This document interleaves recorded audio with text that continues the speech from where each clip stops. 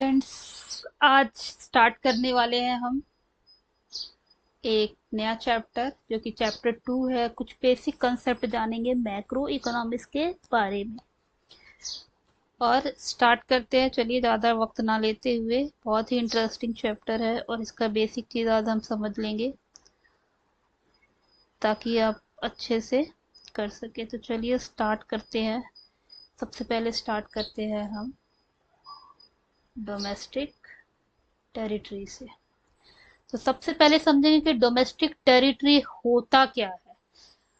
Domestic territory refers to the geographical territories administered by the government within which person, goods and capital circulate freely।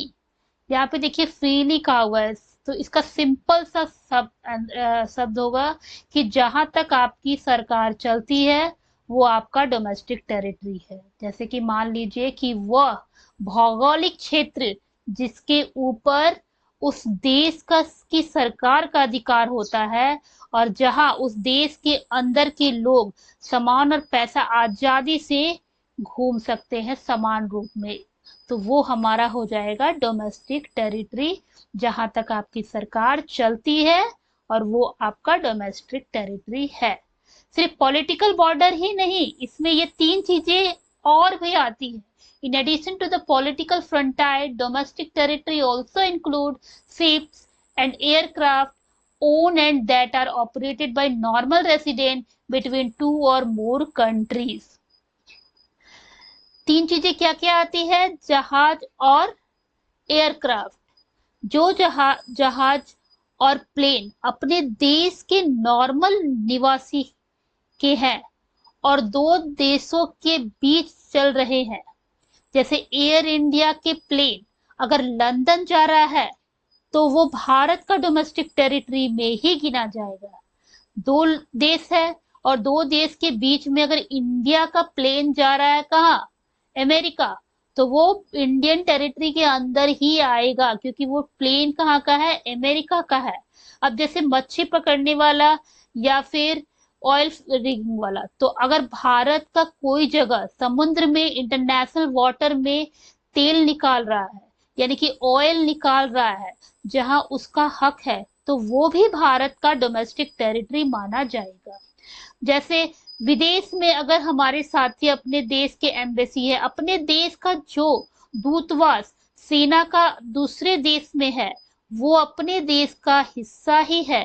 तो example जैसे America में भारत का embassy Bharat के domestic territory का हिस्सा है और अमेरिका का एम्बेसी भारत में वो अमेरिका के टेरिटरी का हिस्सा है। डोमेस्टिक टेरिटरी में क्या नहीं होता है, ठीक है, तो domestic territory does not include, क्या इंक्लूड नहीं होता है उसमें?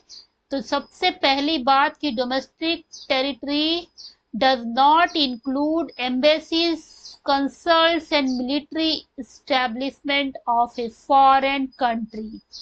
As for example, the Japanese embassy in India is a part of the domestic territory of Japan, and international organization like UNO, WHO, etc. located within the geographical boundary of a country। जैसे कि भारत के जो साथी है वो अगर भारत के embassy किसी दूसरे देश में जाएंगे तो वो भारत के टेरिटरी के अंदर आएंगे। और जैसे जापान के एम्बेसी अगर इंडिया में आएगा तो वो जापान का टेरिटरी कहलाएगा। सिंपल वे में, यानी कि एक ट्रिक के साथ समझेंगे, अपना एम्बेसी अगर बाहर है तो वो अपना टेरिटरी और उनका एम्बेसी अगर यहाँ है तो वो उनका टेरिटरी। ये फॉर्म हम लोग समझ लेंगे।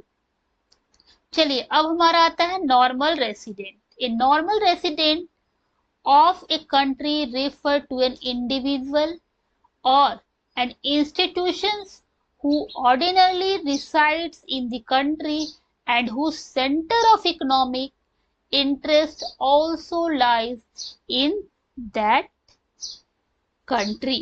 तो इस तरीके से हम देखेंगे कि हमारा इसके पहले हम लोगों ने समझा क्या कि किस तरीके से वर्क करता है हमारा नॉर्मल एम्बेसी, हमारा काम करता है किस तरीके से और किस तरीके से हमारा डोमेस्टिक टेरिटरी जो है वो एक वर्क में काम। अब हम जानेंगे